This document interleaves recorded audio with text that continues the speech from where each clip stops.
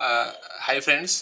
तो अभी देखिए इस वीडियो में फंक्शन और वेरिएडिक फंक्शन में डिफरेंस देखेंगे अपन, और वेरिएडिक फंक्शन कितने इंपॉर्टेंट है अपन उसकी इंपॉर्टेंस भी समझेंगे। तो इसमें देखिए अभी मैंने एक फंक्शन लिया, राइट। फंक्शन नेम यहाँ पे उसको मैंने यहाँ पे डिफाइन किया। यहाँ पे ये दो पैरामीटर लेगा, राइट, इंटीजर ए और इंटीजर बी, और दोनों पैरामीटर का टाइप, डेटा टाइप क्या है, इंटीजर है, करेक्ट। तो अभी इस केस में मेरे को ऐसे कॉल करना पड़ेगा with to arguments, right, 5 and 6।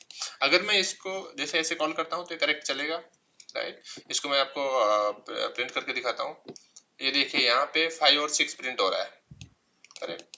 लेकिन अभी मैं इसको अगर मैं चाहता हूँ कि मुझे एक ही आर्गुमेंट पास करना है, तो उस केस में क्या करेगा, ये अपने को कंपाइल टाइम एरर देगा। यहाँ पे देखिए, यहाँ पे मैं अगर इसको कंपाइल करता हूँ तो ये एरर दे देगा, too few arguments in function call, too few arguments, यानी कि आर्ग्यूमेंट कम है, ये बेसिकली ये बोलना चाह रहा है।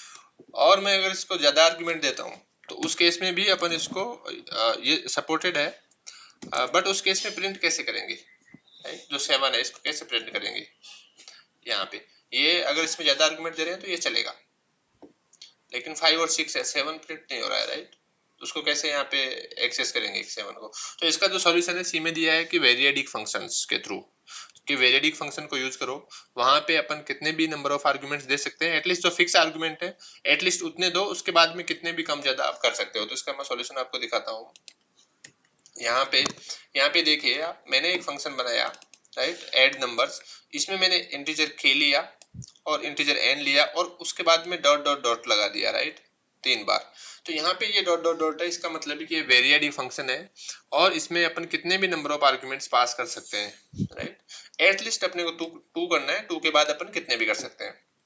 और अब जो जो एक्स्ट्रा जो नंबर ऑफ आर्गुमेंट्स अपन ने पास किए, और राइट, उनको कैसे एक्सेस करेंगे, तो उसके लिए सी में एक लाइब्रेरी है stdarg, right, standard arguments dot H.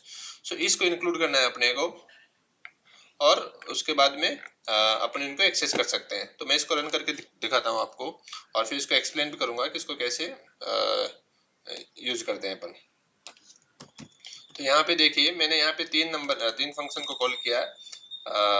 इसमें 5 है, k का जो अपन ने फर्स्ट वाला आर्गुमेंट अपन पास कर रहे हैं।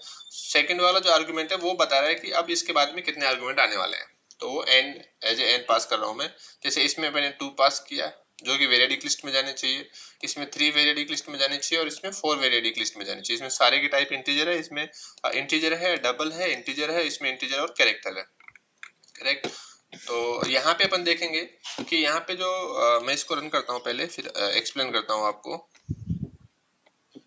तो यहाँ पे देखिए जो यहाँ पे, राइट, तो वेरिएडिक फंक्शन कॉल हुआ, करेक्ट। यहाँ पे k में 5 आ गया, राइट, k में 5 आ रहा है। n में जो भी सेकंड नंबर है 2, 3 और 4 आ रहा है, राइट, तीनों केस के लिए। और उसके बाद में यहाँ पे मैंने एक लिया एक पॉइंटर लिया, राइट, एक वेरिएबल लिया, उसका टाइप रहेगा v_list। v_list कहाँ पे है, ये स्टैंडर्ड आर्ग्यूमेंट डॉट एच में है, stdarg डॉट एच में है। और इसमें फिर यहाँ पे इसको ये वेरिएबल डिक्लेयर कर दिया। यहाँ पे इसको यहाँ पे इनिशियलाइज करेंगे अपन va_start से, और ये ptr वेरिएबल का नाम यहाँ पे दे दिया अपन ने।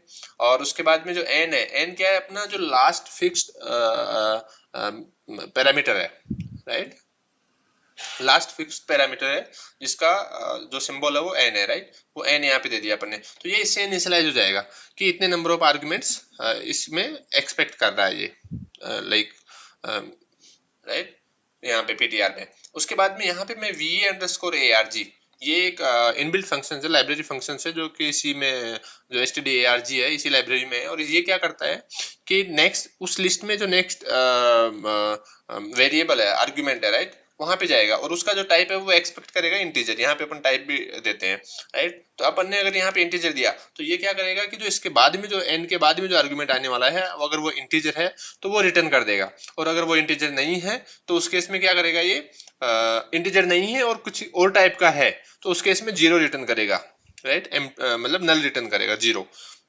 और अगर उसके बाद में वो इंटीजर और वहां पे कोई सा भी आर्गुमेंट नहीं है, फॉर एग्जांपल यहाँ पे देखिए, यहाँ पे ये गार्बेज वैल्यू आ रही है, right, these are the garbage values, right. क्यों? क्योंकि यहाँ पे 2 आर्गुमेंट एक्सपेक्ट कर रहा है, पहला एक्सपेक्ट कर रहा है यहाँ पे जो पहला कॉल हुआ वी अंडरस्कोर ARG का इंटीजर एक्सपेक्ट कर रहा है, जो उसको मिल गया तो 1 रिटर्न कर देगा, राइट। दूसरा कैरेक्टर एक्सपेक्ट कर रहा है तो उसको कैरेक्टर मिल गया तो ये कैपिटल A रिटर्न कर देगा, राइट। क्योंकि अपन ने देखो यहाँ पे 1 और A किया, उसके बाद में कोई आर्गुमेंट नहीं है इस कॉल में, राइट, ओनली 2 ही है। तो उसके बाद में यहाँ पे जब थर्ड कॉल किया अपन ने यहाँ पे C के लिए और इंटीजर एक्सपेक्ट कर रहे हैं अपन, लेकिन वहाँ पे कोई भी नहीं है, लिस्ट एंड हो गई, राइट। तो उस केस में क्या होगा कि गार्बेज वैल्यू रिटर्न करेगा COD के लिए, करेक्ट। अब यहाँ पे थर्ड वाला केस देखिए, थर्ड वाले केस में क्या है कि 3 आर्गुमेंट ये इसमें इनिशियलाइज हुए हैं, क्योंकि n 3 है तो 3 आर्गुमेंट इनिशियलाइज होंगे तीनों, राइट। लेकिन लेकिन यहाँ पे देखिए आप, लेकिन पहला वाला इंटीजर एक्सपेक्ट कर रहा है, करेक्ट, इंटीजर आ गया। दूसरा वाला B है वो कैरेक्टर एक्सपेक्ट कर रहा है, राइट, कैरेक्टर एक्सपेक्ट कर रहा है दूसरा वाला, लेकिन वहां पे क्या है, वहां पे डबल है। यहाँ पे देखिए ये कैरेक्टर एक्सपेक्ट कर रहा है VA_ARG, लेकिन वहां पे डबल है, तो उस केस में क्या होगा कि यहाँ पे एम्प्टी आएगा, राइट, नल वैल्यू रिटर्न करेगा ये, इसलिए यहाँ पे कुछ प्रिंट नहीं हुआ, राइट। और जो थर्ड वाला है वो क्या है 5 है, और अपन भी वहां पे इंटीजर एक्सपेक्ट कर रहे हैं तो 5 प्रिंट हो जाएगा। और ओनली इस लिस्ट में 3 ही आर्गुमेंट हैं, तो जो डी के लिए अपन एक बार और जाएंगे V_ARG करेंगे तो क्या करेगा कि नल रिटर्न करेगा, वो सॉरी गार्बेज वैल्यू रिटर्न करेगा, करेक्ट। अभी जो थर्ड वाला केस है ये देखें यहाँ पे एड नंबर थर्ड, इसमें K5 हो जाएगा अपना, राइट, N4 हो जाएगा, और अपन एक्सपेक्ट कर रहे हैं कि 4 आर्गुमेंट उस लिस्ट में होने चाहिए, राइट। यहाँ पे अपन ने 4 बार VARG किया, तो यहाँ पे देखिए पहला वाला इंटीजर एक्सपेक्ट किया 6 आ गया, करेक्ट। दूसरा वाला अपन ने कैरेक्टर एक्सपेक्ट किया, लेकिन वहां पे इंटीजर है, यहाँ पे इंटीजर है और अपन कैरेक्टर एक्सपेक्ट कर रहे हैं, करेक्ट, तो एम्प्टी आएगा, करेक्ट। उसके बाद में 8 है, इंटीजर अपन ने दोनों बार इंटीजर एक्सपेक्ट किया अपन ने, तो ये 8 और 9 प्रिंट हो गया।